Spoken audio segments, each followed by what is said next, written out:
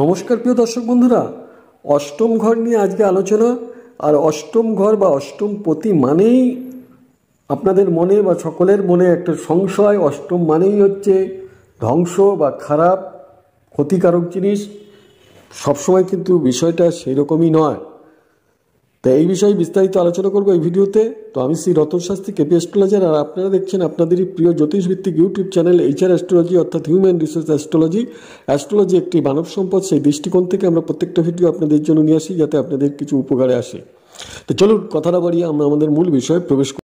লগ্ন থেকে anti clockwise গুনতে গিয়ে যে ঘরটি 8 নম্বর ঘর হয়, সেই 8 নম্বর রাশি বা ঘরটিকে বলা হয় অষ্টম ভাব। বৈদিক জ্যোতিষশাস্ত্রে অষ্টম ভাবের গুরুত্ব অপরিসীম। বেশিরভাগ মানুষেরই একটা মনে সংশয়, আতঙ্ক, বিভ্রান্তি থাকে যে অষ্টম মানেই হচ্ছে খুব বোধহয় কিছু খারাপ, সব বোধহয় শেষ হয়ে গেল বা নষ্ট হয়ে গেল। অষ্টম মানে নষ্ট হওয়া, অপচয় হওয়া, ক্ষতি হওয়া, এই বিষয়গুলো আছে। পাশাপাশি এই বিষয়টিকে সঠিকভাবে জানতে হবে যে অষ্টম মানেই সবসময় এই ধরনের বিষয় বা ক্ষতি হওয়া, লস হয়ে যাওয়া বা সবসময় অশুভ, এরকম ব্যাপার নয়। অষ্টমের ভীষণই গুরুত্বপূর্ণ দিক রয়েছে। অষ্টম মানে হচ্ছে গোপন বা গুপ্ত স্থান। গুপ্ত সম্পদও হতে পারে। অনেকে যারা বিভিন্ন জায়গা থেকে গুপ্ত সম্পদ পেয়ে থাকে, যেমন লটারি প্রাপ্তি, হঠাৎ প্রাপ্তি, বা শেয়ার মার্কেট থেকে প্রাপ্তি, বা অনেকে ভূমি থেকে, জমি থেকে। আগেকার দিনে আপনারা শুনতেন যে স্বর্ণমোহর বা সোনার হাড়ি বা কলস পেয়েছে, সেই বিষয়গুলো এই অষ্টম ভাব থেকে পাওয়া যায়। আবার অষ্টম থেকে হচ্ছে গুহ্য তত্ত্ব বা গোপন তত্ত্ব, অর্থাৎ কিনা যারা রিসার্চ লেভেলের ব্যক্তি আছেন, সেই রিসার্চমূলক, গবেষণামূলক কাজকর্মগুলো এই অষ্টম ভাব থেকে বা 8 নম্বর ঘর থেকে বা অষ্টম পতি থেকে বিচার করা হয়ে থাকে। তা আমরা আজকে এই অষ্টম পতি 12টি ভাবে থাকলে পরে কি ধরনের ফল দেবে সেই বিষয়ে আলোচনা করব। লগ্নে থাকলে পরে কীরকম হবে, দ্বিতীয় থাকলে কীরকম ফল হবে, এইভাবে 12টি ভাবের মধ্যে অষ্টম পতির অবস্থান আপনার রাশিচক্রে কোথায় আছে দেখুন। এবং এই অষ্টম ভাবের থেকে আপনারা অনেক ফাটকা জিনিস, অনেক ভালো জিনিসও পেতে পারেন। শেয়ার মার্কেট থেকে সম্পদ পেতে পারেন, লটারি প্রাপ্তি হতে পারে, বা অযাচিত অর্থ উপার্জন হতে পারে, ফাটকা কিছু উপার্জন হতে পারে। যে কোনো বিষয়ে গবেষণামূলক গভীর জ্ঞান বা বুদ্ধির বিষয় আপনার মধ্যে কতটা আছে, এই বিষয়গুলোকে জানুন। তা লগ্নে যদি থাকে অষ্টম পতি, তাহলে সেই জাতক বা জাতিকা প্রচুর সম্পদের মালিক হতে পারেন। হঠাৎ করে এই অষ্টমপতির দশা এবং একাদশপতির দশা চলে, সেক্ষেত্রে তারা খুবই লাভবান হয়ে থাকেন। লটারি প্রাপ্তি ঘটতে পারে বা শেয়ার মার্কেট থেকেও অর্থ আসতে পারে।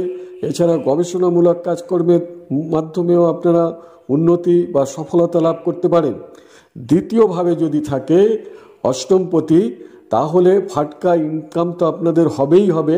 একাদশের সাথে সংযোগ থাকলে পরে আর্থিক উন্নতি যে রাস্তা দিয়ে আসবে, দেখবেন যে অনেক আপনাদের হঠাৎ করেই যে কোনো ব্যবসা করছেন বা রাজনীতিতে যুক্ত হয়েছেন বা যে কোনোভাবে তারা অর্থ লগ্নি করছে, সেই অর্থ লগ্নি থেকে শেয়ার মার্কেট থেকে হতে পারে, লটারি থেকে হতে পারে, সেখান থেকে হঠাৎ করেই প্রচুর পরিমাণে টাকা তারা পাওয়া শুরু করলো এবং আর্থিক উন্নতি হয়ে থাকে। বিভিন্ন সোর্স থেকে ফাটকা উপার্জন হয়ে থাকে। তৃতীয়ভাবে যদি অষ্টমপতি অবস্থান করে, তাহলে লটারি পাওয়ার সম্ভাবনা প্রভূত পরিমাণে থাকে এবং সাপ্লাই এবং এজেন্সিমূলক কাজকর্ম করেও প্রচুর উন্নতি হয়। আমার দেখা একজন ব্যক্তি, তার জীবনের স্বপ্ন সে চাকরি করবে, কিন্তু আলটিমেটলি সে লেখাপড়া করেও চাকরি পেল না। শেষে ব্যবসা শুরু করে প্রথম দিকে সে ব্যবসায় কোনো সফলতা পাচ্ছিল না, পরে রেলে কন্ট্রাক্টারি শুরু করে এবং কাঠের দ্রব্যাদি সে ফার্নিচারও বাইরে তৈরি করত, বাড়িতেও তার তৈরি হতো। সেই সমস্ত ফার্নিচারের ব্যবসা থেকে তার প্রচুর ইনকাম হতে লাগলো।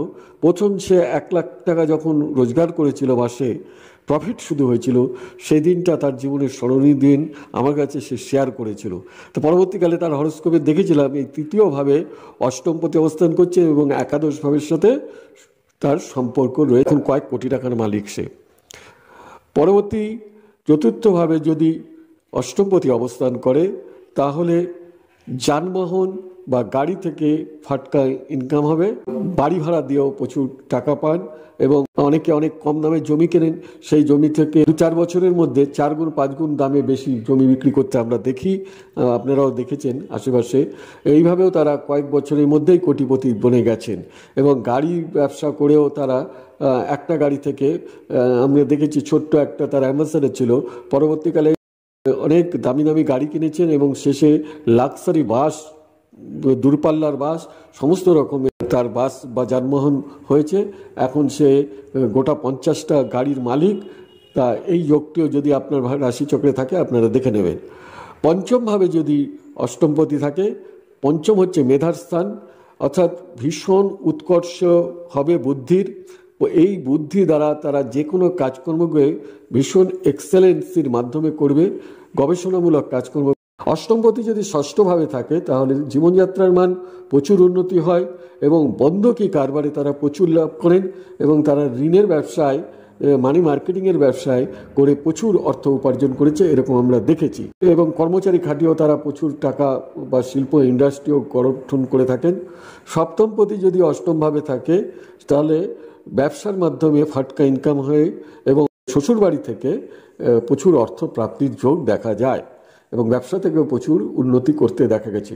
অষ্টমপতি অষ্টমে থাকলে পরে দীর্ঘায়ু যোগ যেমন হবে এবং তারা ডিটেকটিভ হতে পারেন এবং তারা গোপন বিদ্যায়, গুপ্ত বিদ্যায় পারদর্শী হয়ে প্রচুর অর্থ উপার্জন করে থাকে এবং জীবনের সফলতা লাভ করে থাকে। তো হঠাৎ করে ভাগ্যের চাকা ঘুরে গিয়ে তারা ভীষণ উন্নতির জায়গায় চলে যায়।